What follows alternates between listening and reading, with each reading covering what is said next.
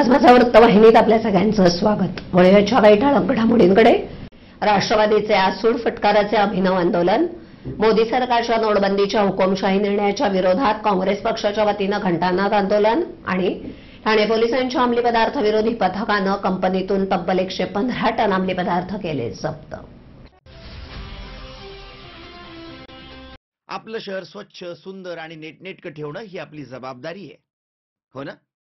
मग उचला फोन आणि विना परवाना होर्डिंग्स, बॅनर्स कुठे दिसले तर 1800-222-108 या टोल फ्री क्रमांकावर कळवा किंवा 7506946155 या भ्रमणध्वनीद्वारे आपली तक्रार नोंदवा किंवा महापालिकेने तयार केलेल्या स्टार ग्रेड ॲप्लिकेशनद्वारे आपली तक्रार नोंदवा। त्याची दखल त्वरित घेतली जाईल। नोटबंदीनं सर्वसामान्य माणूस डबघाईला आला असतानाच अनेक बेरोजगार झाले, अनेक व्यापार बंद पडले। असंघटित कष्टकरी नाका कामगार देशोधडीला लागल्याच्या निषेधार्थ ठाणे जिल्हाधिकारी कार्यालयासमोर राष्ट्रवादीचे आमदार जितेंद्र आव्हाड यांच्या नेतृत्वाखाली मोदी हाय हायच्या घोषणाबाजी करत आसूड फुटकाराचे अभिनव आंदोलन करून मोदी सरकारचा निषेध नोंदवण्यात आला। यावेळी सर्वसामान्य नागरिकांनी आपल्या व्यथा मोर्चाच्या माध्यमातून मांडल्या। राष्ट्रवादीनं मोदी सरकारच्या नोटबंदी विरोधात जोरदार आंदोलन करत सरकारचा निषेध नोंदवला। या आंदोलनात मोदींचे मुखवटे धारण करत आंदोलकांनी स्वतःच्या पाठीवर चाबकाचे फटकारे ओढत नरेंद्र मोदी यांच्या सरकारचा निषेध नोंदवला। या आंदोलनात मोठ्या प्रमाणात नाका कामगार कष्टकरी नागरिकांचा मोठ्या प्रमाणावर समावेश होता। या मोर्चाच्या माध्यमातून ठाण्यामध्ये राष्ट्रवादी काँग्रेसच्या वतीनं मोर्चाचं आयोजन करण्यात आलं होतं। ठाण्यातील सेंट्रल मैदान इथून जिल्हाधिकारी कार्यालयाजवळ असलेल्या डॉ. बाबासाहेब आंबेडकर पुतळ्याजवळ मोर्चाची सांगता झाली। मोदी सरकारचा निषेध करत असतानाच प्रतिकात्मक बैलगाडी देखील सहभागी झाल्या होत्या, तर बेरोजगार मजूर आणि छोटे व्यावसायिक देखील यात सहभागी झाले होते। राष्ट्रवादी काँग्रेसच्या वतीनं आयोजित या मोर्चाचं नेतृत्व आमदार जितेंद्र आव्हाड यांनी केलं। विशेष म्हणजे या मोर्चात माजी खासदार संजीव नाईक तसंच शहर अध्यक्ष आनंद परांजपे यांच्या समवेत कोकण पदवीधरचे आमदार निरंजन डावखरे देखील सहभागी झाले होते। 50 नाही 60 दिवस झाले। 60 दिवसानंतर आजच्या सकाळच्या वृत्तपत्रांच्या बातमीनुसार देशातले 50% नोकऱ्या कमी झाल्या आहेत, 50% व्यापार बंद होण्याच्या मार्गावर आहे। म्हणजे ही अर्थव्यवस्था खिळखिळी होण्याकडे आपण मार्गक्रमण करत आहोत। एकीकडे सगळे पैसे बँकातले परत आलेत, जेवढे बाहेर पैसे होते त्याच्यातले फक्त आता 50,000 कोटी राहिलेत, बाकी सगळे पैसे बाहेर आलेत। ब्लॅकचा पैसा होता कुठे हाच प्रश्न जनता विचारते। आमचेच पैसे आमच्या बँकेत ठेवणार आणि आम्हालाच लाईनीत उभं करणार, ही कुठली देशाची अर्थव्यवस्था आहे? जगाच्या बाजारात असं कधीच झालेलं नाही। नोटाबंदीचे दुष्परिणाम आता हळूहळू दिसायला लागतील, आत्महत्या वाढतील, शेतकरी त्रस्त होतील, इथला शेती उद्योग नष्ट होईल, इतक्या शेतकरी उद्ध्वस्त होईल, इथला जो असंघटित कामगार आहे जो 93% आहे तो भिकेला लागेल आणि ज्या दिवशी त्याच्या पोटाला आता चिमटा बसायला सुरुवात झाली आहे पण त्याची मुलं बाळं उपाशी झोपतील तेव्हा या देशात तो लोकशाहीच्या मार्गाने आग लावल्याशिवाय राहणार नाही।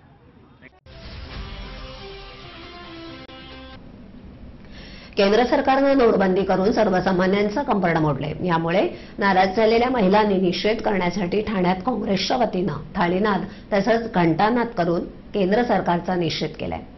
काँग्रेसच्या ठाणे शहर अध्यक्षा शिल्पा सोनाने यांच्या नेतृत्वाखाली हे आंदोलन करण्यात आलं।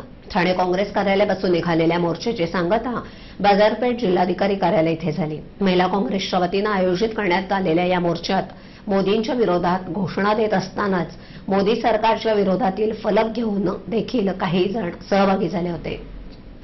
ठाणे शहर काँग्रेस कमिटी कार्यालयाजवळून मोदी सरकारनं देशामध्ये नोटबंदीच्या विरोधात सोमवारी काँग्रेस पक्षाच्या वतीनं घंटानाद, थाळीनाद, लाटणा मोर्चा जिल्हाधिकारी कार्यालयात काढण्यात आला होता।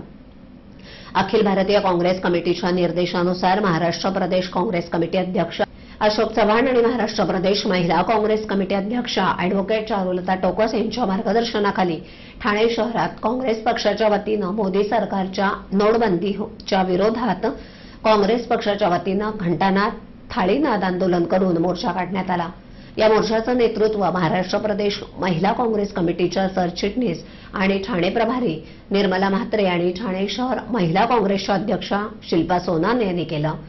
500 आणि 1000च्या ज्या नोटा बंद केलेल्या आहे, 50 दिवस उलटून सुद्धा जनतेला न्याय मिळालेला नाही. 50 दिवसानंतर असं वाटलं होतं की मोदी सरकार काहीतरी जनतेसाठी हे करतील, पण त्यांनी सगळा भ्रमाचा भोंगळा फोडलेला आहे.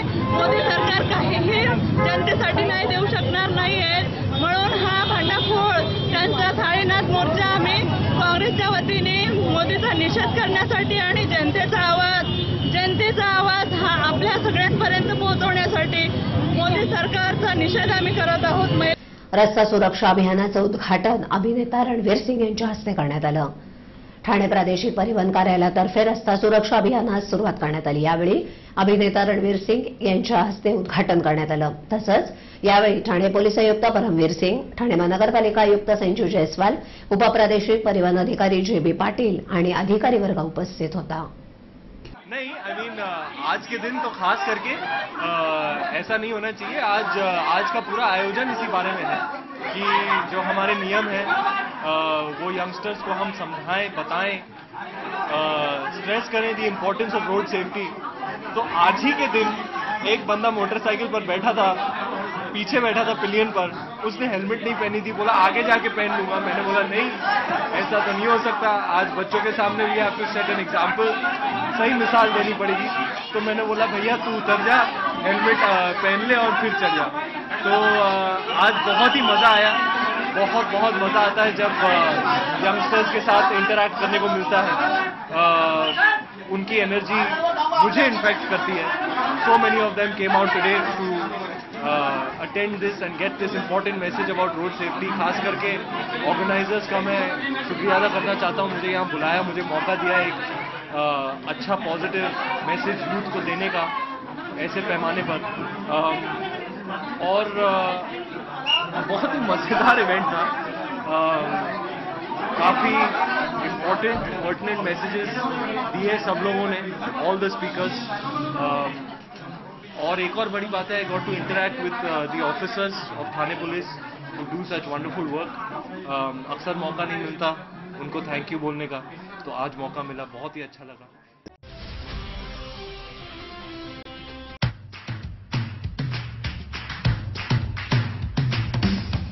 Huh?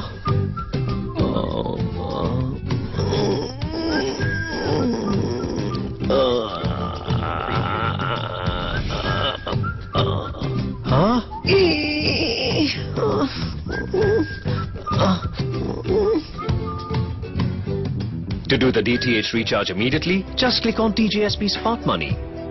Enter your MPIN. Go to Merchant Payment. Select DTH Recharge, Service Provider, your account number, the money you want to transfer. Select your account, enter transaction PIN. As transferred. कंठस्नान घातलेल्या पाकिस्तानी लष्करी अधिकाऱ्यांच्या बॅगेत 6 लाखाची खोटी भारतीय करन्सी आढळून आली होती. या पार्श्वभूमीवर पंतप्रधान नरेंद्र मोदी यांच्या नोटबंदी निर्णयाचा आपल्याला अधिक आनंद झाल्याचं मत महावीर चक्र विजेते, कारगिल युद्धाचे हिरो दिगेंद्र कुमार यांनी ठाण्यात व्यक्त केलेत. रामभाऊ म्हाळगी व्याख्यानमालेचा पहिला पुष्प गुंफताना त्यांनी हे मत व्यक्त केलं.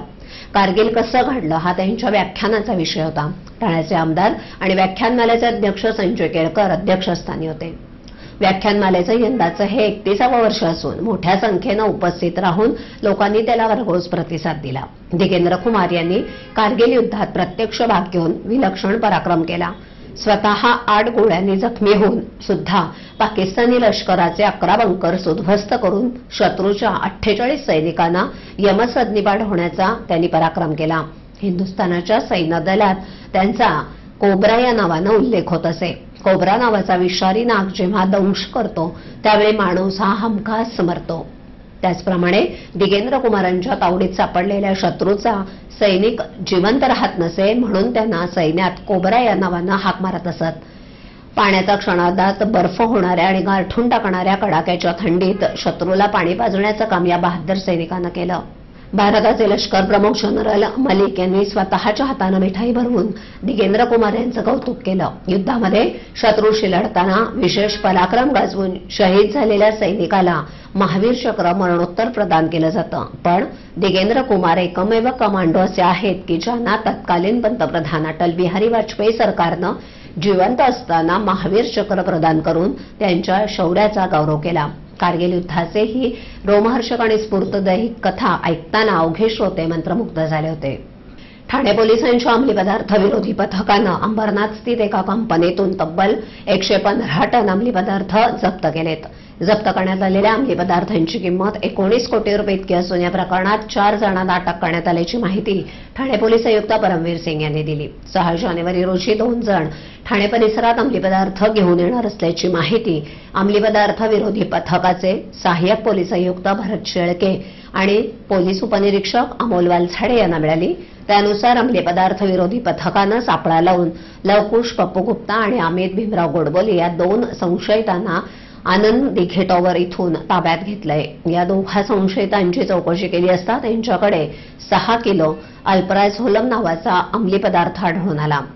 एनडीपीएस ऍक्टनुसार परवानगी विनासाठा करण्यास अथवा जवळ बाळगल्यास कडक निर्बंध असलेला अल्प्राझोलम हा अंमली पदार्थ दोघांकडे कुठून आला याची चौकशी अंमली पदार्थ विरोधी पथकानं केली असता या दोघांनी या फार्मास्युटिकल कंपनीतून विकत घेतल्याचं समोर आणलं. त्यानुसार अंमली पदार्थ विरोधी पथकानं अंबरनाथ येथील सेंटॉर फार्मास्युटिकल कंपनीचा कर्मचारी बसवराज हणमंता भंडारी याला ताब्यात घेऊन त्याची चौकशी केली. त्यानंतर भंडारी यानं हा अंमली पदार्थ सेंटॉर फार्मास्युटिकल कंपनीतून याच कंपनीचा कर्मचारी असलेल्या अनिल राजभर याच्या साह्यानं विक्री केल्याचं सांगितलं.